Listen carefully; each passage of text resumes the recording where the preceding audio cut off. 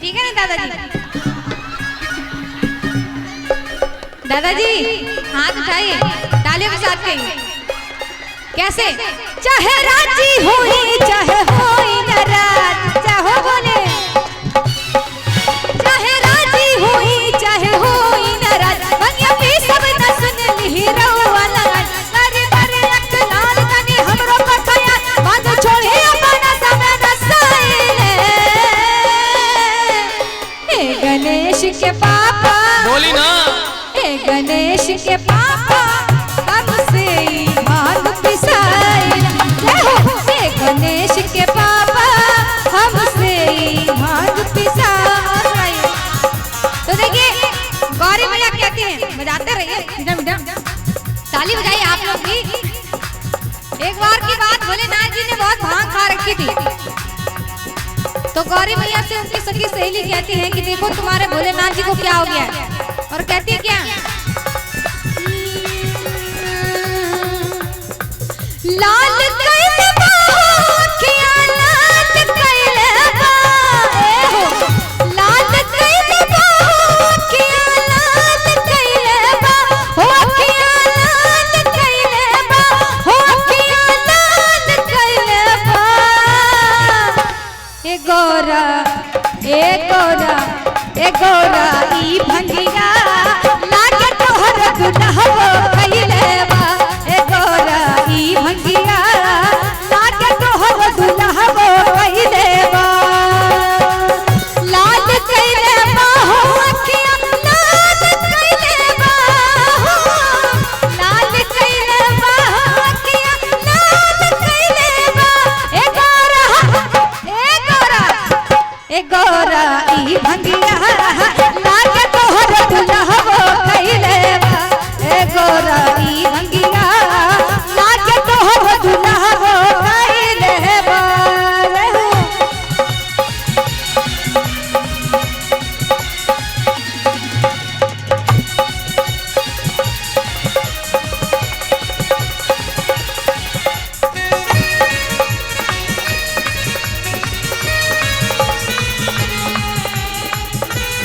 जय हो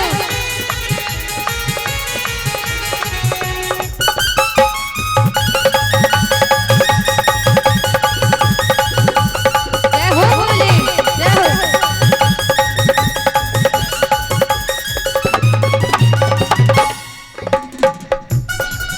अच्छा भंगिया ना देबो त गाजा मंगा, कम मेहनत के कमाई जल्दी करा।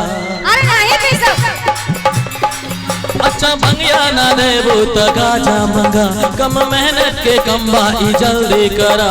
खोजा कहाँ बा चिलम बस आप मारी दम, खोजा कहाँ बा मैं बस आप मारी दम, बस 4 चिलम कस के पिया दाना। ए गणेश के मम्मी बोला ना, ए गणेश के मम्मी बस पाभर भाग पिला रहा। नहीं भी सब ए गणेश के मम्मी बस पाभर भाग पिला देखिए रहा। अब गौरी मैया कितना भांग पीसेगी, है ना?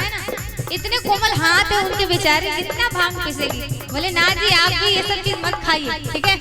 हमारे भोलेनाथ जी जोरदार ताली बजाइए इनके लिए। एक मिनट। तो गौरी मैया एक बार बहुत गुस्से में रहती है। किस में रहती है? अभी नहीं है, अभी नहीं है, अभी नहीं है। तो गौरी मैया गुस्से में रहती जब है तो भोलेनाथ जी कहते हैं भांग पीसो, लेकिन गौरी मैया कहती क्या है? पूछिए क्या कहती है? कहती है क्या कहती है? कि हमरे भोले जी मस्ती में डोले, कि खा के भंगिया के गोले, कि खा के भंगिया के गोले, ओ गोले गोले गोले गोले। हमरे भोले जी, ओ हमरे भोले जी, हमरे भोले जी मस्ती में डोले। क्या? कि खा के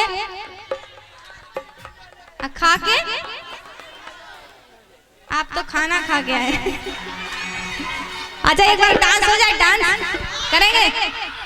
अच्छा बस 2-4 जन खड़े हुए, ठीक है? फिर पीछे वाले खड़े हुए, ओके? हाँ खड़े हो जाइए 2-4 जन।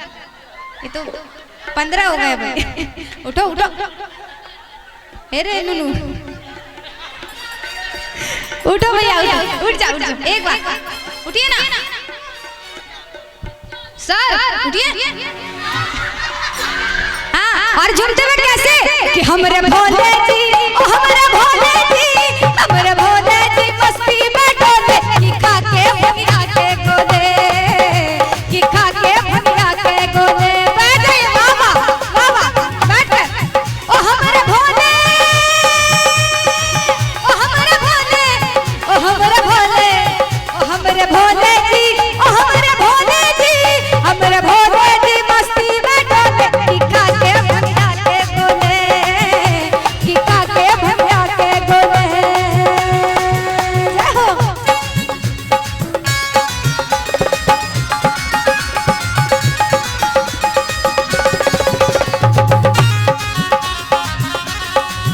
जय हो।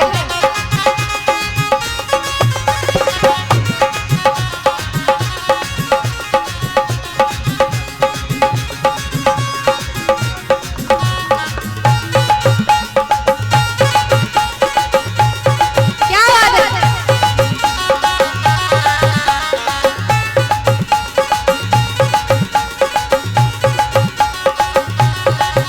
ओह, जय हो मैया। तालियों के साथ। ओह,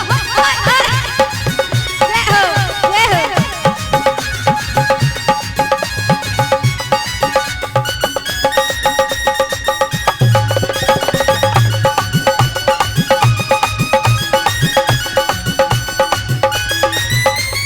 और कैसे भोलेनाथ जी मान तो गए ना, अब भांग नहीं खाएंगे ना, नहीं खाएंगे ना, कबो कबो खा लेंगे। कबो कबो खाएंगे। तो चलिए तालियों का साथ दीजिए और भोलेनाथ जी भांग नहीं खाएंगे। तालियों का साथ, जोरदार ताली बजाइए हमारे भोलेनाथ जी के लिए। और आइए अब बारी बारी से फरमाइशों की ओर बढ़ते हैं। बोले शंकर भगवान की, बोले गौरी मैया की, बोलिए जय। और जो नहीं बोल रहे हैं है, आइए फिर से बजने की।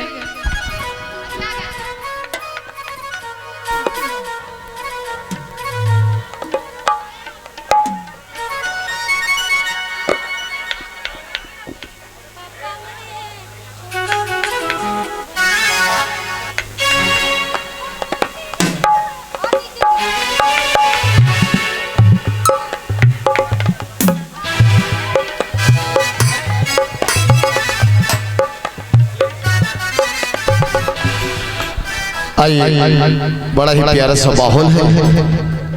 इस माहौल में आप सबों का